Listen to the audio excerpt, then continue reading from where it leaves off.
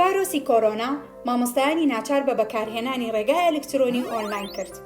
بەکارهێنانی ڕێگای ئەلکترۆنی ئۆنلاین لە پرۆسەی خوێندن لە دنیادا کارێکی نوێ نییە، بەڵام بڵاوبوونەوەی ڤایرۆسی کۆرۆنا کە بووە هۆی داخستنی دەرگای قوتابخانەکان ئەم شێوازەی کرد بە ڕێگایەکی سەرەکی و گرنگ بۆ بەردەوامیدان بە پرۆسەی خوێندن.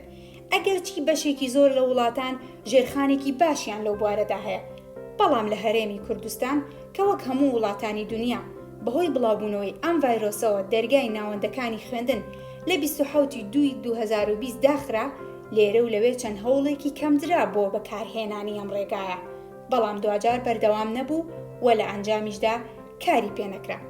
بۆ ساڵی خوێندنی ئایندە لە ئەگەری نەدۆزینەوەی ڤاکسین و بەردەست نەبوونی لە کوردستان پێویستە ڕێگای ئەلکترۆنی ئۆنلاین بەکاربهێنرێت.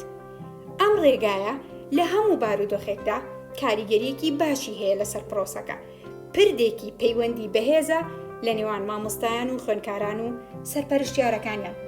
بۆیە مامۆستای خۆشەویست، گەر تا ئێستا ئەم ڕێگایەت بەکار نێناوە یان هیچ ئەزموونێکت نییە، ئێمە لێرەدا 5 سەرچاوە 5 ئەپ دەخەینە ڕوو کە دەتوانیت لە ئێستاوە زانیاری لەسەر وەربگریت و خۆت ئامادە بکەیت تا پۆلەکەت بکەیت بە ئۆنلاین.